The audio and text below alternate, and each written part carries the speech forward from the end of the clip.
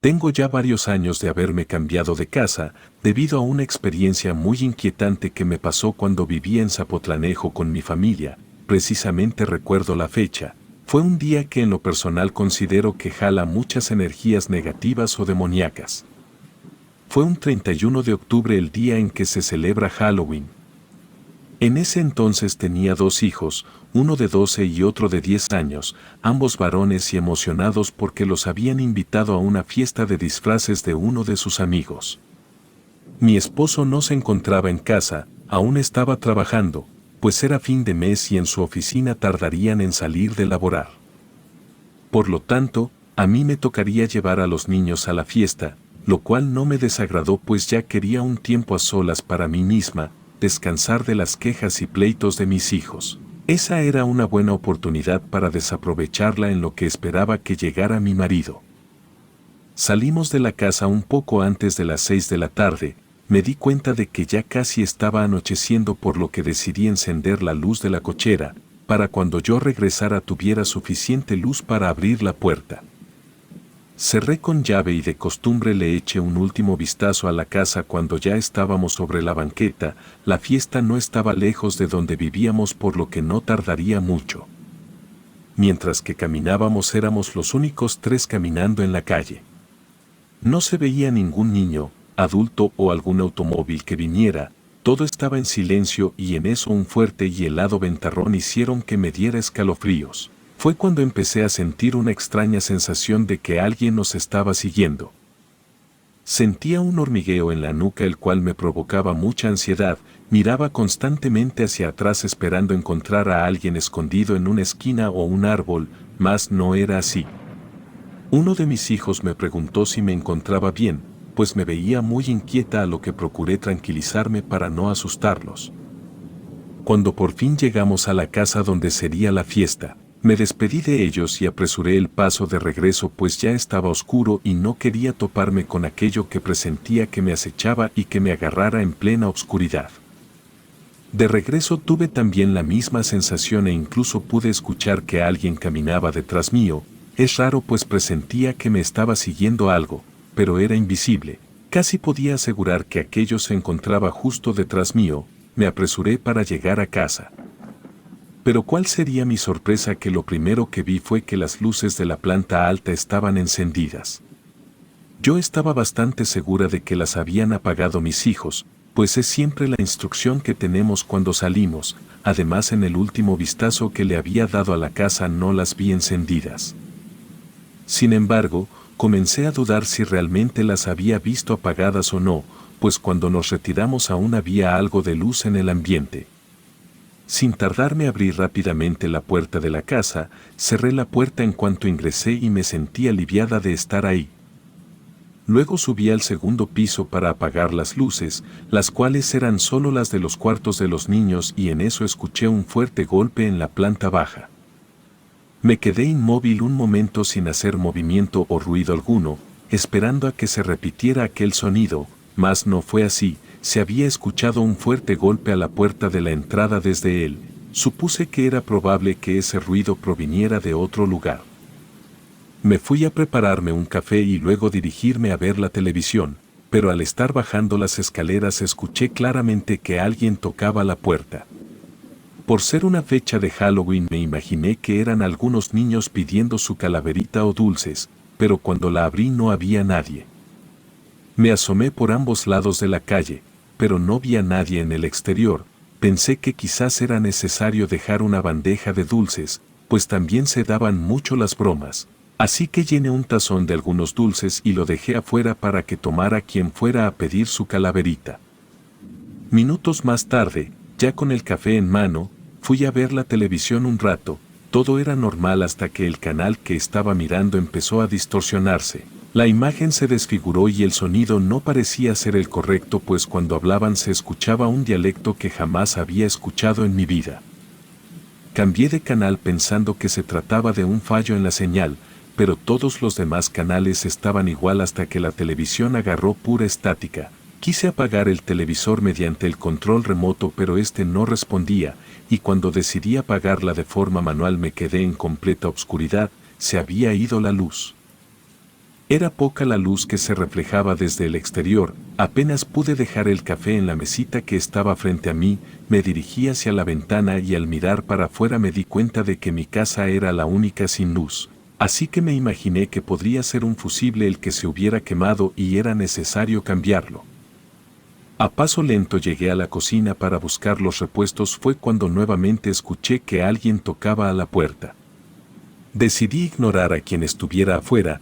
Tenía algo más importante que hacer, pero aquella persona seguía insistiendo.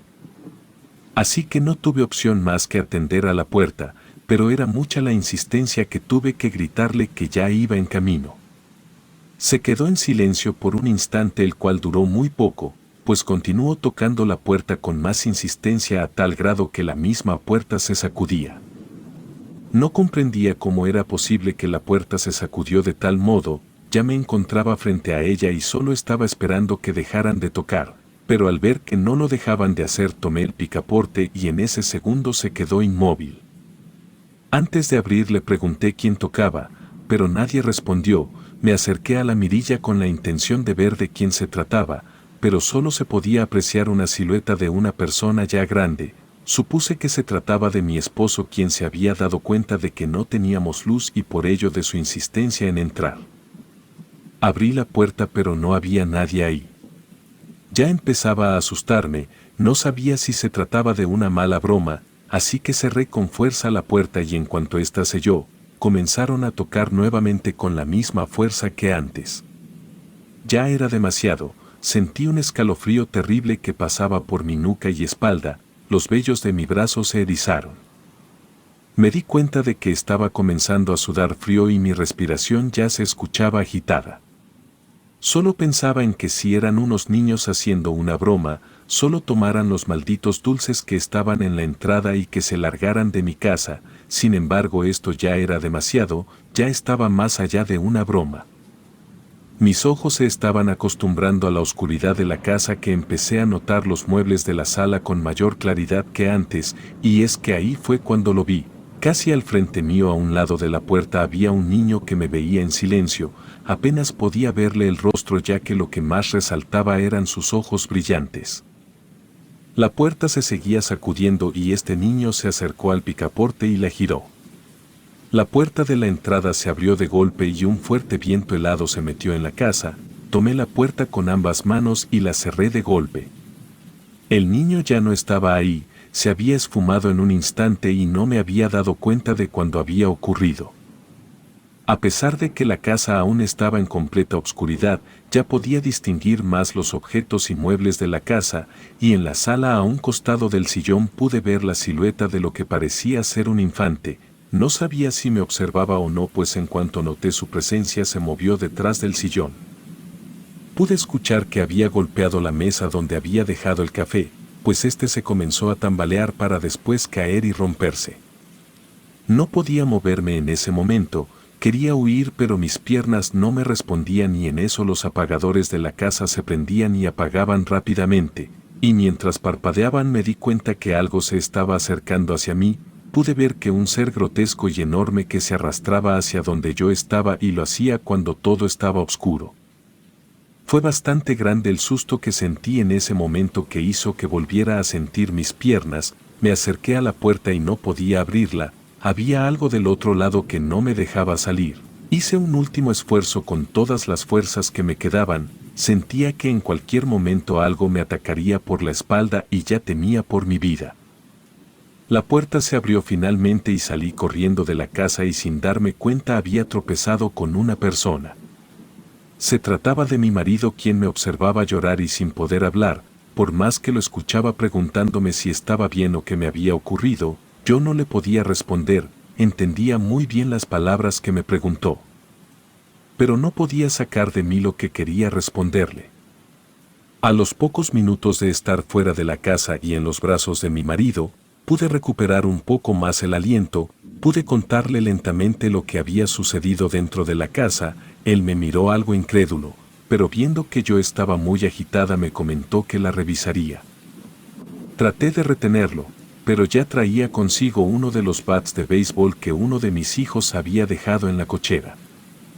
Y al fin de unos minutos regresó para comentarme que no había nadie adentro, además de que había buscado muy bien en cada habitación de la casa. Sin embargo, creyó en mí, hablamos a la policía para que revisara a los alrededores por si hubiera alguien que estuviera realizando bromas de mal gusto o intentara entrar a las casas. Hoy en día, a mí aún me dan escalofríos de recordar lo que pasé ese día de Halloween, y como era de esperarse ya no podía estar en una habitación a obscuras yo sola, siempre tenía que acompañarme uno de mis hijos o mi esposo, y al cabo de un año de lo sucedido. Por el bien de mi salud decidimos cambiarnos de casa al municipio de Tepatitlán de Morelos, ahí me compraron un perro, el cual me acompaña ahora a todas partes. Pero aún por las noches, cuando me despierto de la nada, me quedo congelada en mi cama tratando de identificar cada sonido hasta que vuelva a quedarme dormida o alguien se levante primero. Relato escrito y adaptado por Lengua de Brujo.